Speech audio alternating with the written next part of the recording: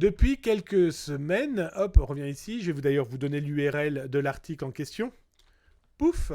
Depuis quelques mois, même maintenant, j'ai même alerté les gens qui sont abonnés au service Veizataz. Tiens, d'ailleurs, je vais vous en parler rapidement. Le service Veizataz qui propose différents abonnements maintenant, personnels et entreprises. Et il y a 2 ans, j'ai alerté de fuite de données correspondant à LinkedIn, mais des choses un petit peu plus poilues et un peu plus importantes que ce qui avait été vu depuis 2015 et 2016, par exemple. Et donc là, dans l'article, vous retrouverez les informations que j'explique en disant que, tiens, il y a eu là dernièrement 12 millions de Français diffusés dans une base de données offerte.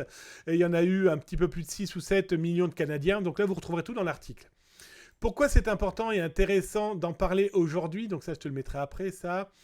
C'est que les informations... Le mec est déjà paumé. Hop, ici. Je voudrais l'ouvrir avec cet outil-là. Merci. Voilà. Il faut savoir que les fuites LinkedIn, ça date pas d'hier. 2015-2016, on avait 240 millions de LinkedIn.com qui avaient été fuités.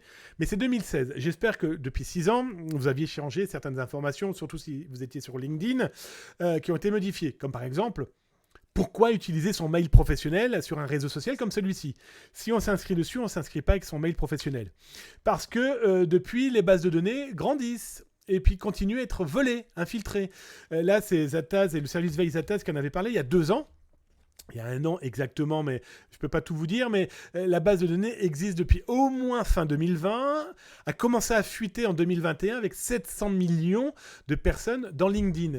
Des données dans lesquelles on trouve les noms, les prénoms, les URL, des numéros de téléphone, mais aussi donc les mails professionnels.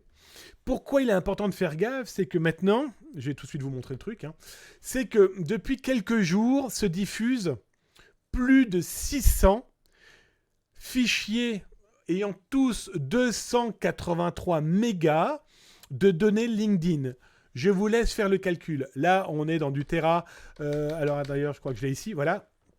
On est quand même dans du 787 gigas compressés. Chaque fichier décompressé, ça fait 2 gigas. Il y a plus de 680 fichiers tirés de LinkedIn dans lequel on trouve tout. Tout.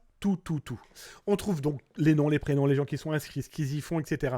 Et pourquoi c'est important de ne pas mettre son mail professionnel? C'est que donc là, dans l'OSINT et le social engineering, quand tu t'appelles Polo et que tu travailles là, parce que c'est l'exemple chez Sanofi, mais on en a plein, tous, et que donc du coup, j'ai le nom de Polo avec, depuis quand il est inscrit, avec son mail professionnel, dans mon OSINT et Social Engineering, pour pouvoir m'approcher de lui avec son mail professionnel, eh bien ça va beaucoup être plus simple pour le pirate informatique qui va vouloir faire un ciblage aux petits oignons.